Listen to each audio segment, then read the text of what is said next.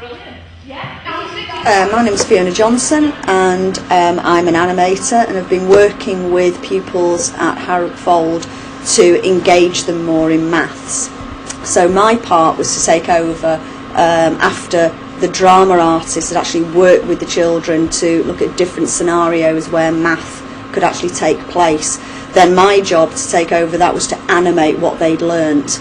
So we sort of created some dramas, and the animation part came in was to have some animation mixed in with the live action. So we took their graphs and their objects that they were animating. So for an example, one group were the Russian mafia, and their math problem was to drink as many shots of vodka as they could within a certain period of time. So they could measure the distance and speed of the vodka shot going from the table to the mouth and how many they could consume in that time.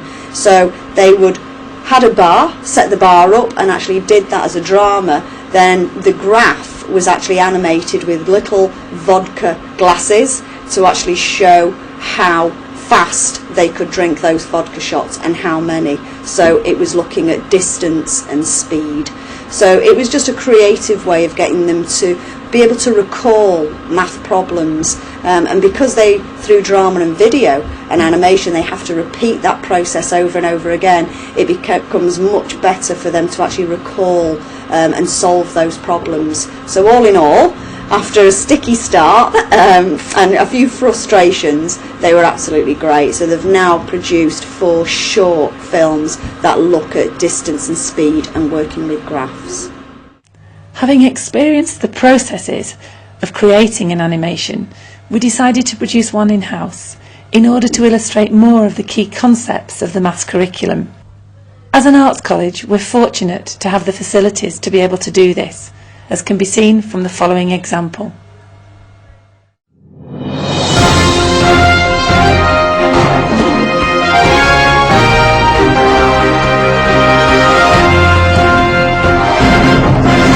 Welcome to Math News. Today's story is very exciting. There is a crisis in the farming industry. Due to the lack of space in the countryside, farmers are having to relocate hen coops. We now hand over to our exceptional reporter Alex, who is on the roof. Thank you, Jasmine. We have been speaking to local eggs to find out exactly what has been happening. It's cracking, mate. I'm shell-shocked. It's awful, just awful. Terrible, terrible, terrible. We spoke to one of the relocated hens. This is awful. 30 of my eggs have been scrambled on the pavement. I'd like to know what speed they fell at when they left that roof.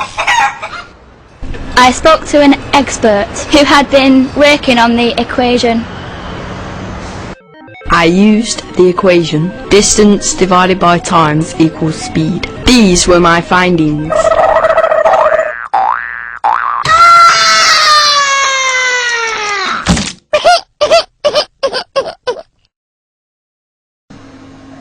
The results show that the speed of the first egg drop was 9.8 meters per second.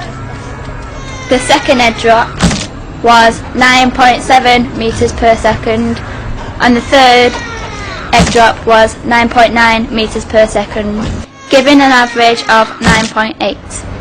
In conclusion, the results show that the eggs should stay in the country.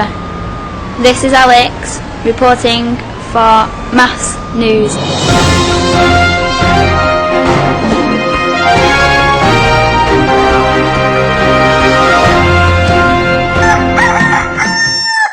Today we did like a thing where one person was a teacher, like a perfect teacher, one was a perfect student, one was the lesson, and one was a perfect parent.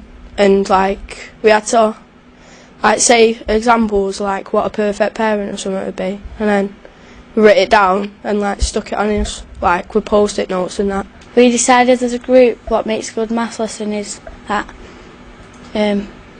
the teacher was good and did fun things and the work wasn't too hard, and the classroom was colourful and posters to help us with our maths. we've got a good maths teacher because he helps us with our work and gives us the right work for us, and he's fun and he makes us laugh.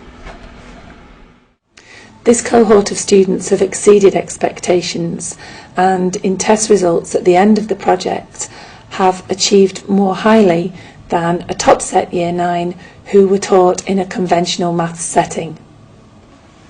The Creative Partnership initiative has reinforced the positive impact that using creative practices can have in maths, and we're looking forward now to developing this across other curriculum areas.